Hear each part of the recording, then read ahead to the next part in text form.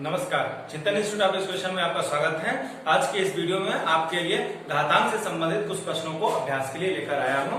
आप इसको ध्यान से देखें और मुख्य रूप से बीटीसी थर्ड सेमेस्टर के विद्यार्थी इसे निश्चित ही देखें। साथ ही साथ वे विद्यार्थी जो सीटेट और टेट के आगामी एग्जाम्स में सम्मिलित होने के लिए तैयारी कर रहे हैं, वे भी इस वीडियो को जरूर से देखें, उन्हें इससे लाभ मिलेगा। इस प्रकार के प्रश्न बीटीसी और सीटेट टेट में पूछे जा रहे हैं, फ्रिक्वेंटली पूछे जा रहे हैं, तो जरूर देखें। आइए हम लोग प्रश्नों को लगाते हैं। पिछले वीडियोस में मैं इससे संबंधित जो भी कॉन्सेप्ट था उसको मैं बता चुका हूं। आज मैं प्रश्नों पर अभ्यास करवाऊंगा। देखिए यहाँ पे मैं कुछ प्रश्न आप लोगों के लिए लेकर आया हूं। पहला प्रश्न है, देखिए इसमें -2/3 टू द पावर 5 -2/3 के घात 5 बराबर क्या होगा, इसका आपको एक्सपेंड करके इसका जो वैल्यू आएगा, जो मान आएगा, उसे बताना है। तो आप कैसे करेंगे, आप देखें सिंपल सा है। घातांक में यहाँ पर 2/3 -2/3 के पावर 5 है। इसका मतलब क्या हुआ कि -2/3 का 5 बार गुणा, आपस में गुणा कर देंगे हम। जो उसके बाद गुणा करने के बाद जो भी वैल्यू आएगी वही इसका आंसर होगा। तो आइए हम लोग करते हैं। देखिए -2/3 गुणे -2/3 गुणे -2/3 गुणे -2/3 गुणे -2/3, ये हमने 5 बार लिख लिया। 1 2 3 4 5। अब देखिए जो भिन्न का गुणा होता है उसमें हम अंश का आपस में गुणा कर देते हैं और हर का आपस में गुणा कर देते हैं। ठीक है, इसको आप दूसरे तरीके से लिख सकते हैं। -2 इंटू -2 इंटू -2 इंटू -2। ठीक है, 1 2 3 4 5 बार अंश में, और ठीक ऐसे ही नीचे हर में क्या बच जाएगा, 3 गुणे 3 गुणे 3 गुणे 3 गुणे 3, ये हो जाएगा। और अब हम इसको सॉल्व कर लेंगे, गुणा कर लेते हैं। देखिए ऊपर वाले में सब माइनस माइनस है, तो आपको मालूम है -2 इंटू -2, -2 गुणे -2 करेंगे तो 4 आ जाएगा, +4 आ जाएगा। फिर +4 गुणे 2 करेंगे तो ये हमारा -8 आ जाएगा। -8 गुणे -2 करेंगे तो यह +16 हो जाएगा, और +16 -2 का गुणा करेंगे तो -32 आएगा। कितना आ जाएगा, -32 बटे, ये देखें 3 का गुणा, 3 गुणे 3, 3 त्रिक 9, 9 त्रिक 27, 27 से 81, 81 दिए 81 गुणे 3 करेंगे तो 243 आएगा। तो ये आपका इस प्रकार से ये हो जाएगा। गुणा करेंगे तो -2/3 के पावर 5 का जो मान आएगा वह कितना आएगा, -32/243। इस प्रकार से कुछ नहीं करना है, सिंपली इसका आपस में 5 बार गुणा कर दीजिए। माइनस, देखिए माइनस लगा हुआ है, 5 बार माइनस भी आएगा, माइनस विषम है इसलिए उत्तर माइनस में ही आएगा। ठीक है, तो ये हमारा जो पहला सवाल है उसका हल है। अब हम आते हैं दूसरे प्रश्न पर।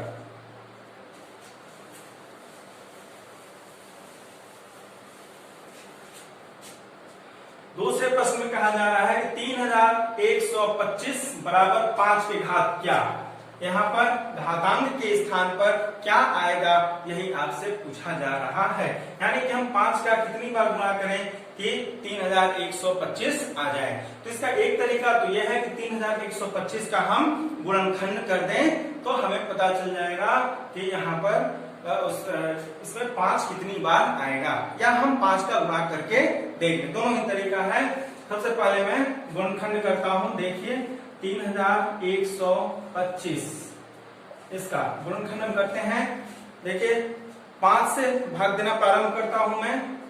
5 छके 30, 1 शेष बचेगा 12, 5 दूनी 10, 2 5 25, 5 5 25, ये हो जाएगा।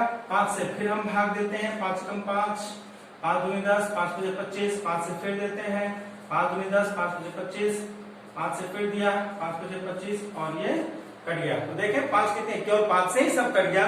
और कितनी बार आया, 1 2 3 4 5।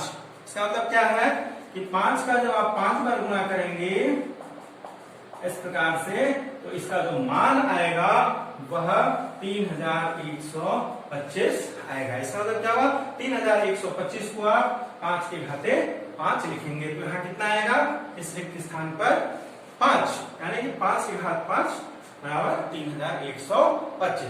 तो ये इसका इस प्रकार से आप हल करेंगे। अब आते हैं हम तीसरे प्रश्न पर। तीसरा प्रश्न क्या है, देखिए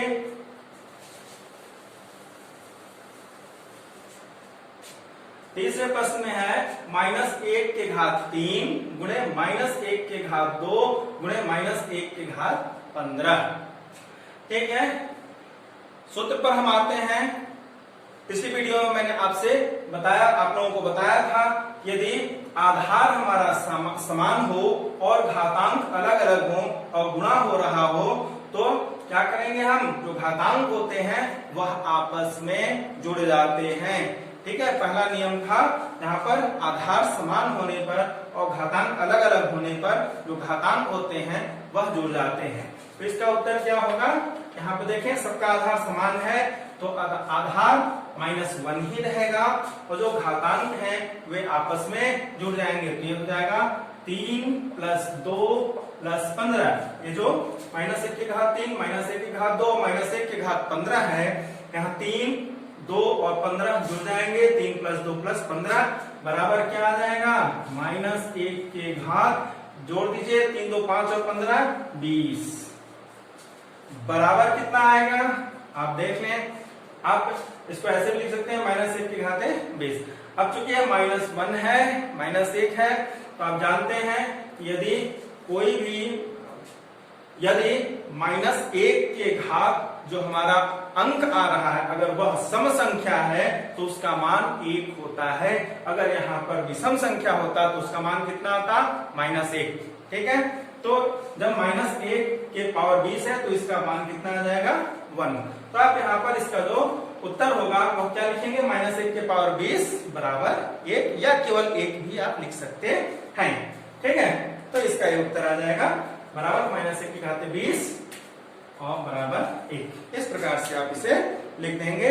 यदि जो प्रश्न आपसे ऑप्शनल पूछा गया है तो आपको ये देखना होगा कि ऑप्शन में यह दिया हुआ है या यह दिया हुआ है, दोनों में से कोई एक दिया होगा, एक को आपको चूज कर लेना होगा। अब आते हैं हम नेक्स्ट प्रश्न पर। देखें अगला प्रश्न जो है हमारा वो क्या पूछा है, -1 के घात 49 भागे -1 के घात 25 है।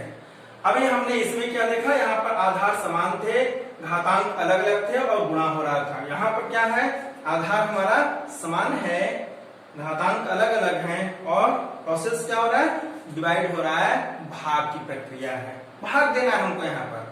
तो दूसरा नियम क्या कहता है, यहाँ पर घातांक का यदि आधार समान हो, घातांक अलग अलग हो और भाग हो रही है तो इस प्रक्रिया में हम घातांक को क्या करते हैं, आपस में घटा देते हैं। तो इसका क्या वैल्यू आएगा, ये हो जाएगा -1 के घात 49 - 25।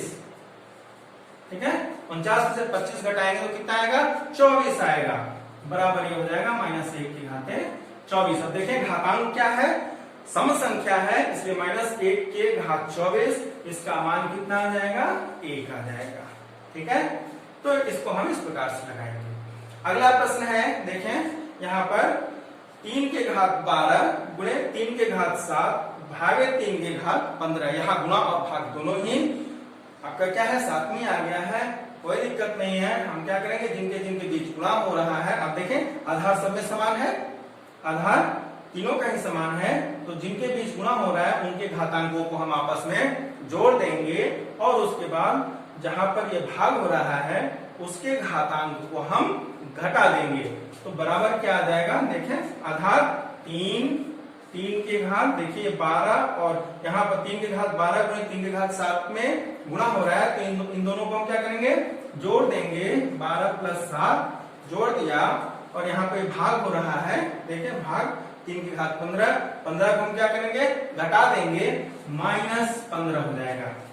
अब देखें सबसे पहले इसको जोड़ लेंगे, 12 और 7 19 हो जाएगा, 19 में से 15 घटाएंगे तो कितना बचेगा, 4, तो बराबर हो जाएगा आपका 3 के घात 4, ये इसका मान आ जाएगा।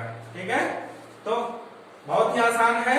आप यहाँ देखें आधार समान है तो जिन जिन घातांक संख्याओं के बीच गुणा हो रहा है उनके घातांकों को हम जोड़ देंगे आपस में, और जहां पर भाग हो रहा है उसके घातांक को घटा देंगे और इस प्रकार से हमारा उत्तर प्राप्त हो जाएगा।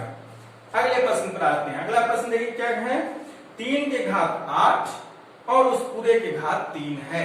ठीक है, 3 टू द पावर 8 और होल के पावर 3 है।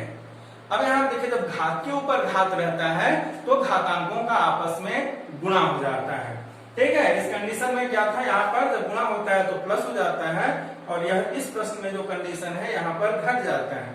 लेकिन जब घात के ऊपर घात रहता है तो दोनों घातांकों का आपस में गुणा हो जाता है।